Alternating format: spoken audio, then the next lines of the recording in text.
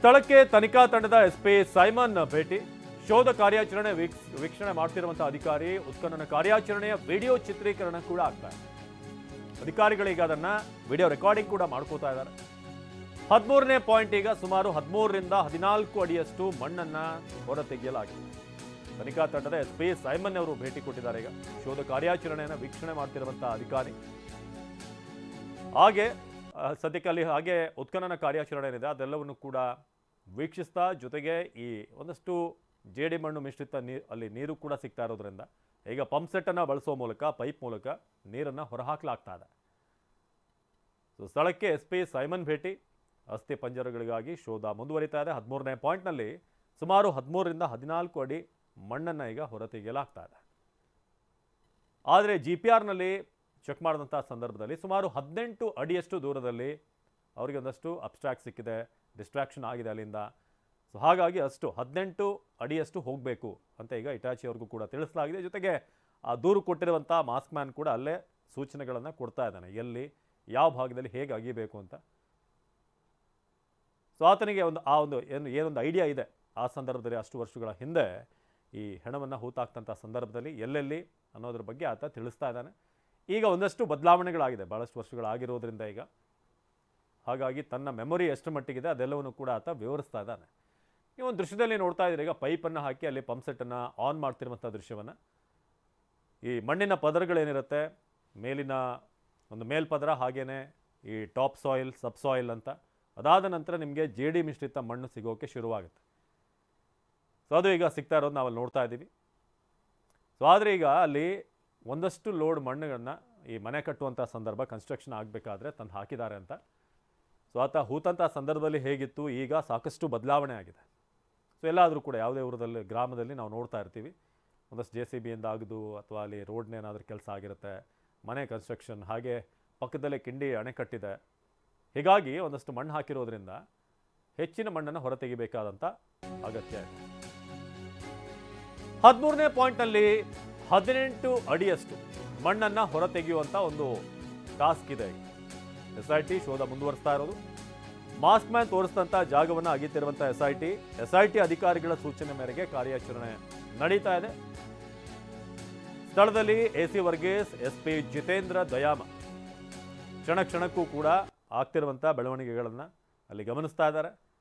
So ಈಗ ಮೋಟಾರನ್ನು ಬಳಸಿ, ಅಲ್ಲಿ ಪಂಪ್ ಸೆಟ್ಟನ್ನು ಬಳಸಿ ನೀರನ್ನು ಹೊರತೆಗೆಯೋಕ್ಕೂ ಕೂಡ ವ್ಯವಸ್ಥೆಯನ್ನು ಮಾಡಲಾಗಿದೆ. ಆದರೆ ಸುಮಾರು 18 ಅಡಿ ಆಳದಷ್ಟು ಅಗಿಬೇಕಾಗಿರೋದು ಕೂಡ ಸದ್ಯಕ್ಕೆ ಈಗ ತಿಳಿಸಲಾಗಿದೆ ಹಿಟಾಚಿಯ ಚಾಲಕನಿಗೆ, ಅದರ ಆಪರೇಟರ್ಗೆ. ನಿಮಗೆ ನೋಡ್ತಾ ಇದ್ದೀರಾ, ಸಾಕಷ್ಟು ಮಣ್ಣನ್ನು ತೆಗೆಯಲಾಗಿದೆ. ಒಂದು ಮಿನಿ ಹಿಟಾಚಿಯನ್ನು ಕೂಡ ನೀವು ನೋಡ್ತಾ ಇರ್ಬೋದು. ಏನು SP ಸೈಮನ್ ಕೂಡ ಸ್ಥಳಕ್ಕೆ ಬಂದಿದ್ದಾರೆ. ಸೊ ಪ್ರತಿಯೊಂದು ಕಾರ್ಯಾಚರಣೆ ಏನೇನು ಆಗ್ತಾ ಇದೆ ಎಲ್ಲವನ್ನು ಕೂಡ ವಿಡಿಯೋ ರೆಕಾರ್ಡ್ ಮಾಡಲಾಗ್ತಾ ಇದೆ. ಸೊ 13ನೇ ಪಾಯಿಂಟ್ನಲ್ಲಿ 18 ಅಡಿ ಆಳ ತೆಗಿಬೇಕಾಗಿದೆ. ಇದುವರೆಗೆ ಸದ್ಯಕ್ಕೆ ನಮ್ಮ ಪ್ರತಿನಿಧಿಗಳು ಸ್ಪಾಟ್ನಲ್ಲಿ ಕೊಟ್ಟಿರುವಂಥ ಮಾಹಿತಿ ಪ್ರಕಾರ 13 ರಿಂದ 14 ಅಡಿಯಷ್ಟು ಮಣ್ಣನ್ನು ಅಗೆಯಲಾಗಿದೆ. ಆದರೆ ಇದುವರೆಗೆ ಅಂಥ ಯಾವುದೇ ಕುರುಹುಗಳು ಸಿಕ್ಕಿರೋ ಹಾಗೆ ಕಾಣಿಸ್ತಾ ಇಲ್ಲ. ಅಲ್ಲಿನ ಸದ್ಯದ ಕಾರ್ಯಾಚರಣೆಯನ್ನು ಗಮನಿಸ್ತಾ ಇದ್ದಾರೆ. ಸ್ಥಳದಲ್ಲಿ AC ವರ್ಗೀಸ್, SP ಜಿತೇಂದ್ರ ದಯಾಮ ಇವರೆಲ್ಲರೂ ಕೂಡ ಪ್ರತಿಯೊಂದು ಆಗು ಹೋಗುಗಳನ್ನು ಗಮನಿಸ್ತಾ ಇದ್ದಾರೆ. ಇನ್ನು ಮಾಸ್ಕ್ ಮ್ಯಾನನ್ನು ಕೂಡ ನೀವು ನೋಡ್ಬೋದು, ಅವರ ವಕೀಲರು ಕೂಡ ಜೊತೆಯಲ್ಲಿರೋದು. ಸೊ ಆತ ಒಂದಷ್ಟು ಸೂಚನೆಗಳನ್ನು ಕೊಡ್ತಾ ಇರೋ ಪ್ರಕಾರ ಅಲ್ಲಿ ಮಣ್ಣನ್ನು ಅಗಿಲಾಗ್ತಾ ಇದೆ. ಜೊತೆಗೆ ಈ ರಾಡಾರ್ ಮೂಲಕ ಕೂಡ ಅಲ್ಲಿ ಪರಿಶೀಲನೆ ನಡೆಸಲಾಗಿತ್ತು. ಸೊ ಧರ್ಮಸ್ಥಳದ 13ನೇ ಪಾಯಿಂಟ್ನ ನೇರ ದೃಶ್ಯಗಳನ್ನು ನಾವೀಗ ನಿಮಗೆ ತೋರಿಸ್ತಾ ಇದ್ದೀವಿ. 13ನೇ ಪಾಯಿಂಟ್, ಈ ಪಾಯಿಂಟ್ನ ಕಾರ್ಯಾಚರಣೆ ವಿಸಿಬಲ್ ಆಗಿದೆ. ಅಂದರೆ ಬೇರೆ ಪಾಯಿಂಟ್ ಎಲ್ಲ ಕಾಡಿನ ಮಧ್ಯೆ ಇತ್ತು, ಸುತ್ತ ಈ ಗ್ರೀನ್ ಮ್ಯಾಟನ್ನು ಹಾಕ್ತಾಯಿದ್ರು, ಅಂದರೆ ಒಂದಷ್ಟು ಕವರ್ ಮಾಡ್ತಾಯಿದ್ರು. ಸೊ ಆದರೆ ಈಗ 13ನೇ ಪಾಯಿಂಟ್ನಲ್ಲಿ ಏನೇನು ಆಗ್ತಾ ಇದೆ, ಸುಮಾರು 13 ರಿಂದ 14 ಅಡಿಯಷ್ಟು ಮಣ್ಣನ್ನು ಇದುವರೆಗೆ ಅಗೆಯಲಾಗಿದೆ ಅಂತ ಮಾಹಿತಿ ಸಿಗ್ತಾ ಇರೋದು.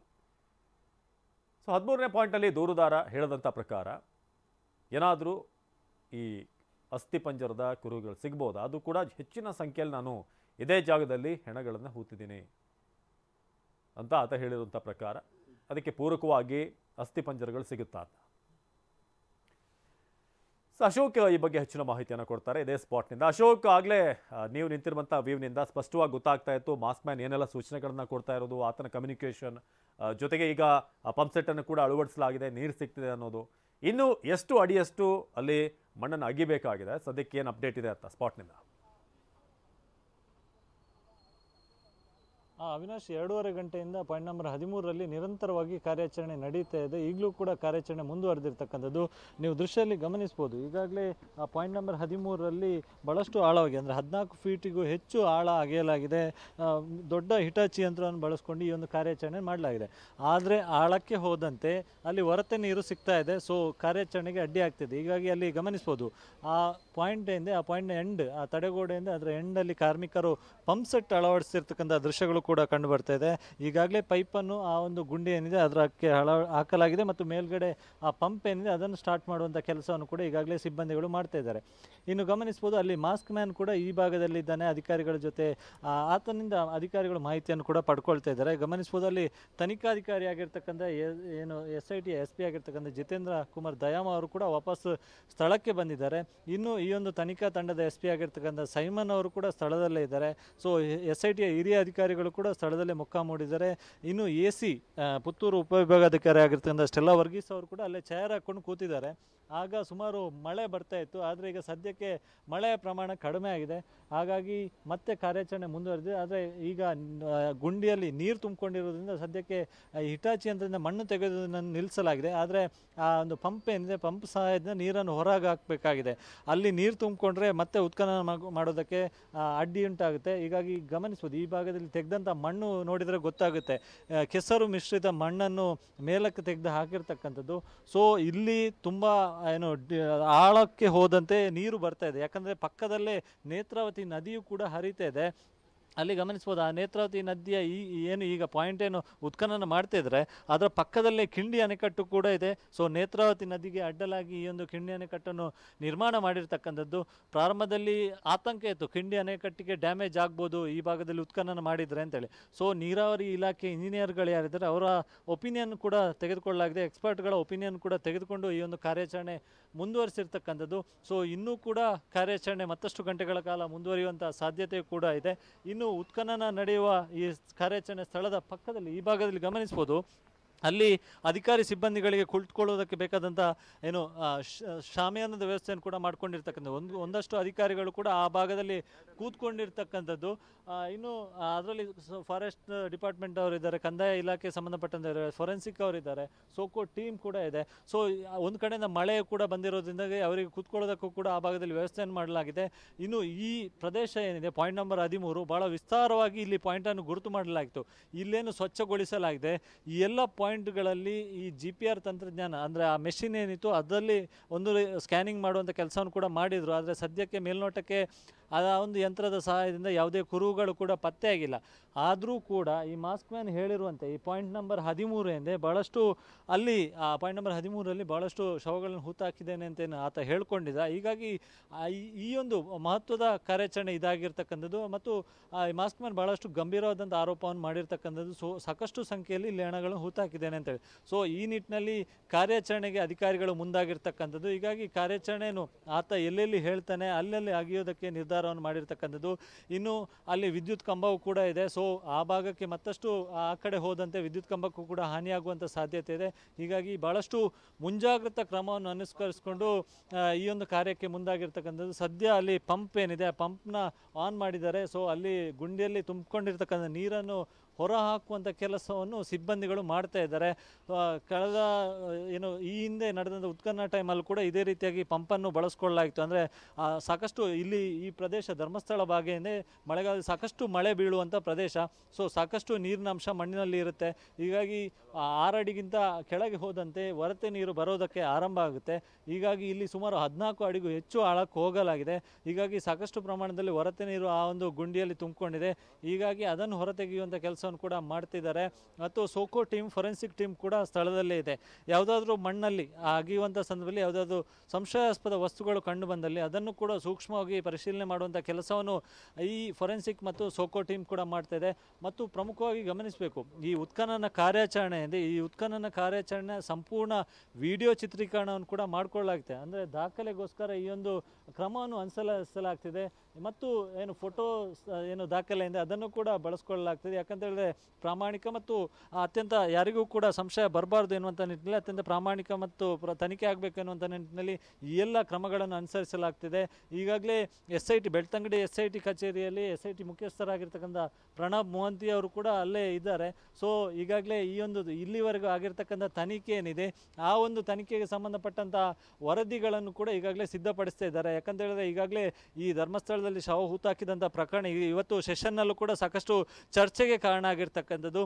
ಈಗಾಗಲೇ ಗೃಹ ಸಚಿವರು ಈ ಬಗ್ಗೆ ಇನ್ನೇನು ಈ ತನಿಖಾ ಅಧಿಕಾರಿಗಳೆಂದರೆ ಅವರು ತನಿಖಾ ವರದಿಯನ್ನು ಇನ್ನೂ ಕೂಡ ಕೈ ಸೇರಿಲ್ಲ, ತನಿಖಾ ವರದಿ ಇನ್ನಷ್ಟೇ ಕೊಡಬೇಕಾಗಿದೆ ಅನ್ನುವಂಥದ್ದನ್ನು ಕೂಡ ಹೇಳಿದ್ದಾರೆ. ಹೀಗಾಗಿ ಮಧ್ಯಂತರ ವರದಿಯನ್ನು ಇವತ್ತು SIT ಅಧಿಕಾರಿಗಳು ಸರ್ಕಾರಕ್ಕೆ ಗೃಹ ಇಲಾಖೆಗೆ ಸಲ್ಲಿಸುವಂಥ ಸಾಧ್ಯತೆಯೂ ಕೂಡ ಇದೆ. ಈವರೆಗೆ ಆಗಿರ್ತಕ್ಕಂಥ ಕಾರ್ಯಾಚರಣೆಗಳು ಏನೇನು, ಈವರೆಗೆ ಆಗಿರ್ತಕ್ಕಂಥ ತನಿಖೆಗಳು ಏನೇನು ಮತ್ತು ಪ್ರಮುಖವಾಗಿ ಗಮನಿಸಬೇಕು, ಈಗಾಗಲೇ ಸುಮಾರು 16 ಪಾಯಿಂಟ್ಗಳ ಉತ್ಖನನ ಮಾಡಿರ್ತಕ್ಕಂಥದ್ದು.